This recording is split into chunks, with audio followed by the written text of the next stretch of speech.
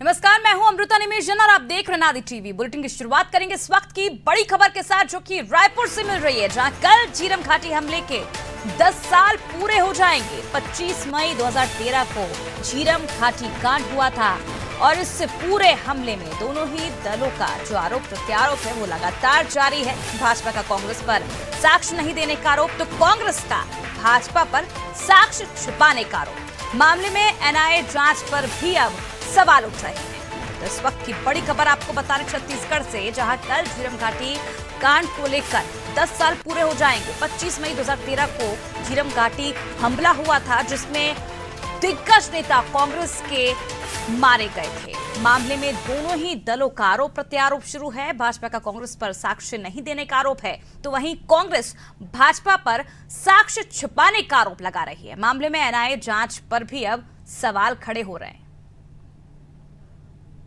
तो देखिए, झीरम घाटी हमले के जो 10 साल हैं वो कल पूरे होने जा रहे हैं। 25 मई 2013 को यह हमला हुआ था, जिसमें कांग्रेस के दिग्गज नेता, कई नेता मारे गए थे और पूरे देश को झकझोर देने वाला ये कांड। और आज तक जो गुनहगार हैं वो सामने नहीं आ पाए हैं, उनको सजा नहीं मिल पाई है। और लगातार 2013 से अब तक 2023 तक इसे लेकर जो राजनीति है वो चली आ रही है। भाजपा कांग्रेस पर साक्ष्य नहीं देने का आरोप लगाती है, तो वहीं कांग्रेस जो है वो भाजपा पर साक्ष्य छुपाने का आरोप लगाती है। हालांकि जब ये कांड हुआ था उस वक्त भाजपा की सरकार थी और उसे लेकर कई सवाल खड़े किए गए थे, और लगातार आज भी इसे लेकर जो राजनीति है वो चरम पर है। चलिए ज्यादा जानकारी के लिए रुक करते हैं संवाददाता लविंदर की ओर। लविंदर, कल 10 साल पूरे हो जाएंगे झीरम हमले को लेकर। ये एक ऐसा कांड था जिसने पूरी देश को झकझोर कर रख दिया था, लेकिन आज भी जो गुनहगार हैं उनको सजा नहीं मिल पाई है। जो खुलासा है वो आज तक नहीं हो पाया है, लोगों के सामने जो सच्चाई है वो नहीं आ पाई है, और जो राजनीति है वो आज तक चली आ रही है। देखिए अमृता, बताना चाहेंगे कल जो झीरम घाटी का हमला हुआ था उसे 10 साल पूरे हो जाएंगे। कांग्रेस लेके इसे काफी दुख रहती है कि जो इतना साल हो गए इस घटना को, लेकिन इस पर कोई अभी तक गिरफ्तारी किसी की नहीं हो पाई है, या किसी तरह की कोई जांच हुई है लेकिन उसका कोई परिणाम नहीं निकल पाया है। तो लगातार ऐसा आरोप और प्रत्यारोप का दौर शुरू हो गया है।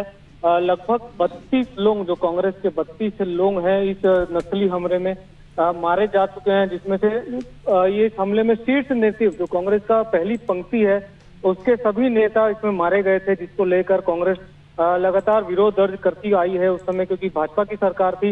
एनआईए जैसे जांच की मांग की थी।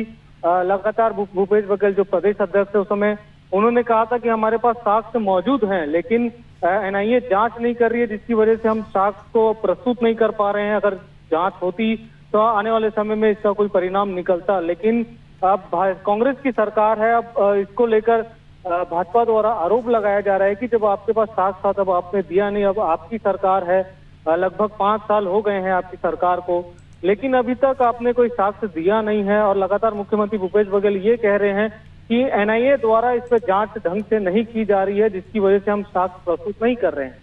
हम आने वाले समय में किसको साक्ष्य दें या किसके पास हम साक्ष्य प्रस्तुत करें जो हमारी निष्पक्षता से जांच करेगा। तो तमाम ऐसी चीजें हैं जिसको लेकर अब आरोप प्रत्यारोप का दौर चल रहा है, क्योंकि ये सबसे बड़ी घटना थी, सबसे बड़ी नक्सली घटना है छत्तीसगढ़ के नजरिए से देखा जाए तो। इसको लेकर लगातार अब आरोप प्रत्यारोप का दौर चल रहा है।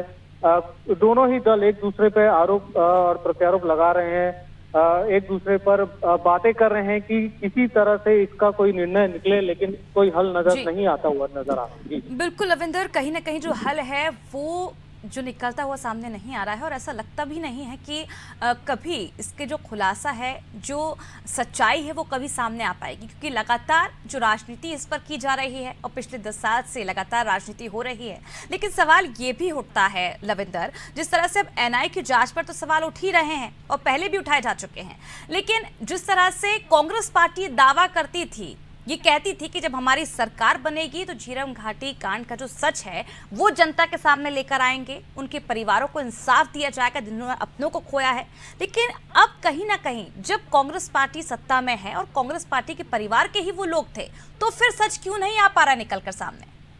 लगातार मुख्यमंत्री भूपेश बघेल इस बात को कहते हुए आए हैं कि हम अपनी तरफ से पूरी कोशिश कर रहे हैं। जो परिवार है, जो दुखी है, हम उनको चाहते हैं कि उनको न्याय मिले। लेकिन लगातार ये कहा जा रहा है मुख्यमंत्री भूपेश बघेल द्वारा कि केंद्र की जो जांच एजेंसी है, हमें उन पर भरोसा नहीं है और राज्य की जो एजेंसी है उसे आप काम करने नहीं दे रहे हैं। तो लगातार जो ऐसी तमाम चीजें हैं जिसको लेकर मुख्यमंत्री भूपेश बघेल लगातार पत्र भी लिखते हुए आया है। हमने हाल ही के दिनों में देखा कि भाजपा द्वारा इस पर जो जांच होती है उस पर स्टे ला लिया जाता है, तो जिसकी वजह से लगातार ये परेशानियों का सामना करना पड़ रहा है। हाल ही में मैजिस्ट्रियल जांच की मांग, मैजिस्ट्रियल एक कमेटी बनाई गई थी भूपेश बघेल द्वारा, जिसकी एक रिपोर्ट आई थी जिसमें जो एक मैजिस्ट्रेट है उनका रिटायरमेंट हो गया था, जिसकी वजह से 2 नए और मैजिस्ट्रेट को इसमें ज्वाइनिंग कराया गया था, जिसकी वजह से कुछ और अहम बिंदु जुड़े थे।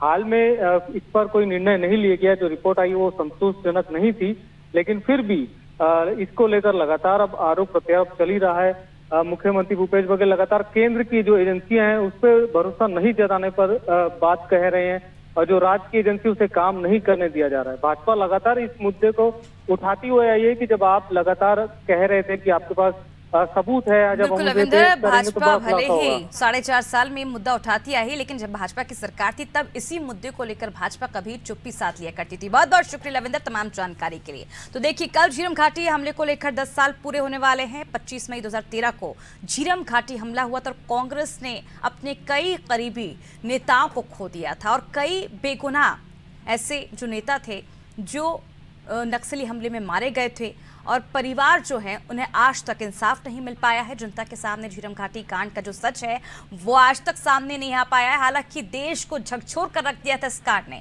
और अब एनआईए की जांच पर भी कहीं ना कहीं कई सवाल कांग्रेस उठा रही है।